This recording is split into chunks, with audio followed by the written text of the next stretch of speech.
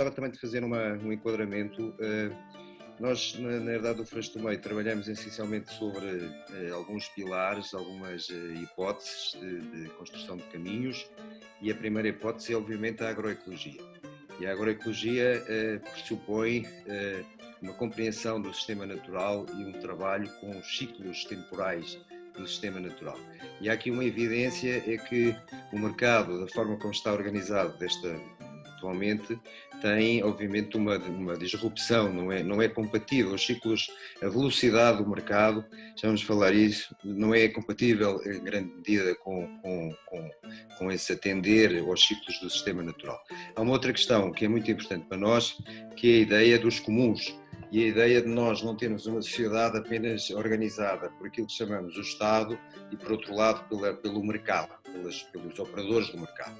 Nós achamos que devemos trabalhar muito mais em parcerias, na construção, quer dizer, há todo um conjunto de questões, não só ligadas com a alimentação, mas com a educação, com a saúde, com a informação, que nós, porventura, deveríamos tender a organizar muito mais entre nós e não estar apenas à espera do dualismo do Estado e do mercado. Portanto, esses são dois pilares muito fortes nesta conversa e nesta construção.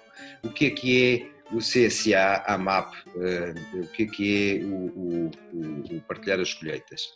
É exatamente uma tentativa de combinar estes dois fatores numa lógica de economia planificada. Portanto, nós estamos a falar de uma lógica de mercado liberal, desregulamentado, como vivemos hoje em dia, mas é a construção de parcerias, de comuns, aquilo que os ingleses chamam peer-to-peer. É um movimento brutal em todo o nosso planeta e que, volto a repetir, pressupõe que nós organizemos por nós próprios componentes fundamentais da nossa sociedade. Então o CSA é essencialmente um compromisso entre duas partes que, desde o fenómeno, que também é muito importante analisar, e agradeço ao Artur, eu costumo chamar o fenómeno no nosso país da Maria Papoila, que é a retirada das pessoas do campo para virem servir num modelo com uma estratégia perfeitamente delineada à indústria, e isso partiu uma série de fórmulas ancestrais e que, pelo menos, deveriam fazer parte de um mosaico numa lógica de resiliência da própria sociedade. Portanto, temos que ter consciência do que é que aconteceu no passado, o que é que aconteceu na história e as consequências desses mesmas estratégias ou movimentos. O CSA, então, é uma lógica de ligar o consumidor com o produtor, com o agricultor, com no fundo, a estrutura que está encarregue de gerir o sistema natural de um determinado espaço, e é a ideia de fazer em conjunto. O consumidor não é apenas, sabemos que o consumidor é hoje o motor de toda esta máquina trituradora, mas na verdade não pode ser responsabilizado. Porquê que não pode ser responsabilizado? Porque não tem a possibilidade de participar no processo da construção da comida, com todas as consequências que isso tem. Ele é apenas o responsável, mas apenas tem uma capacidade de exercer essa responsabilidade muito limitada, porque apenas pode escolher entre opções, diferentes opções em diferentes prateleiras, mas não tem a possibilidade de interagir, de ter sequer consciência das consequências desse ato de consumo. O CSA pretende desmontar isso, a MAP, para pôr as duas partes em diálogo, para poder pôr as duas partes de uma forma coordenada a gerir não só a questão da alimentação, mas essencialmente todas as consequências que estão por trás da alimentação, a todos os níveis, quer em termos de gestão, ecológicas, quer em termos sociais, por exemplo. Portanto, o princípio do CSA-MAP é este. Há uma ligação profunda entre consumidores, determinados consumidores, que se conhecem, como é óbvio, estamos a falar de uma comunidade, da construção de um comum, da gestão, da autogestão de um comum, da apropriação desse comum, numa lógica profunda de soberania, mas há aqui uma conexão das duas partes. As pessoas têm que se conhecer, não há a MAP-CSA sem haver o conhecimento pessoal, sem haver uma interação entre as partes, sem haver uma gestão conjunta, digamos assim, de todo o processo, e portanto este é o cerne. É óbvio que por trás são sempre três pilares: a agroecologia, isto pressupõe também a procura de modelos que permitam verdadeiramente praticar a agroecologia. No meu entender, o mercado tal qual como existe neste momento não é possível, não é compatível com a agroecologia. Aqui estamos à procura de ferramentas, de abrir novos caminhos, mas há um outro pilar que é obviamente o gerir o alimento como um bem comum. Para ser um bem comum todos temos que participar na decisão. Ora, se participamos na decisão, temos que também ser consequentes com as repercussões dessa decisão. Eu não posso querer participar e depois não ter. E essa consequência traduz-se na partilha do risco, quer seja positivo, quer seja negativo. Não há este conceito, não vive sem esse pilar fortíssimo e essencialmente estas são as linhas gerais do CSA. Devo dizer-vos, porque, por exemplo, nós preparámos este programa já há 4 anos e se não tivéssemos este programa estamos convencidos que não teríamos tido a capacidade, pelo menos o desempenho que tivemos até agora neste cenário que vivemos. Já posso falar um bocadinho mais disso, mas integrando aqui só a cooperativa, respondendo às perguntas, a cooperativa integral é uma cooperativa de consumo multissectorial, inscrita na Lei Portuguesa da Economia Social, para já que temos, mas é um instrumento fundamental na construção do CSA, não sendo apenas um instrumento do CSA.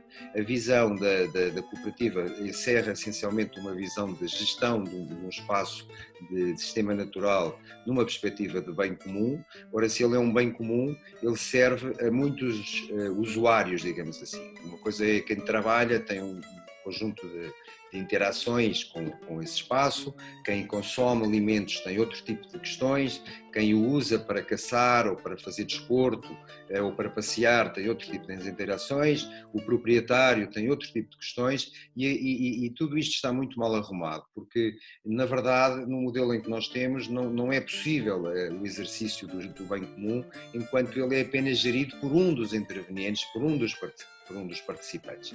A questão grave do bem comum é exatamente as diferentes questões que cada um prevê, que são difíceis de compatibilizar, e portanto a cooperativa não é mais do que uma experiência de criação de um espaço de diálogo organizado, onde esta questão profunda do bem comum possa de alguma maneira ser gerida com outro desempenho. Obviamente que uma das questões do bem comum é o alimento e por isso a cooperativa é um instrumento fundamental na construção desse CSA.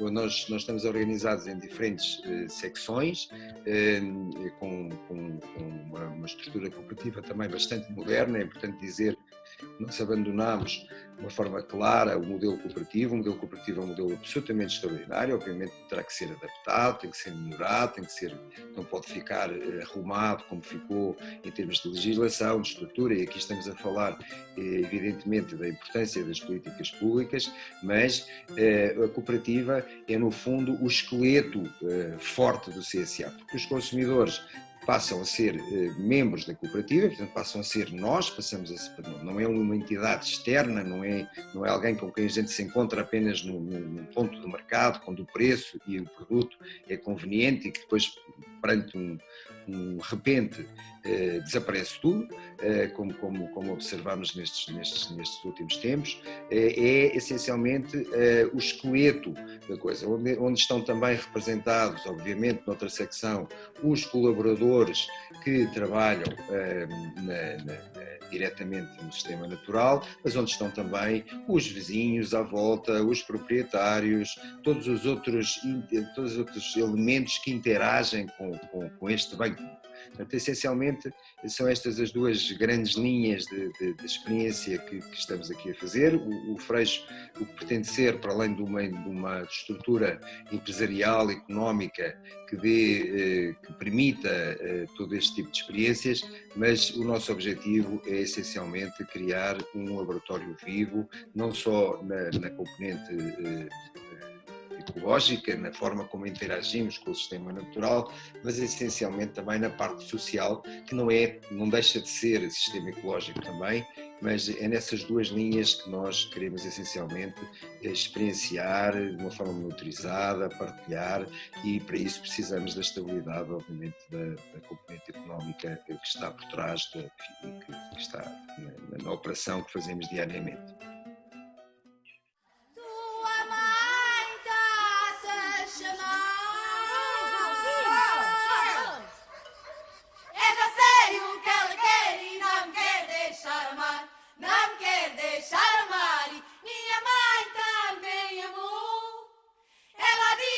Pequenina, minha mãe lavou, joguei a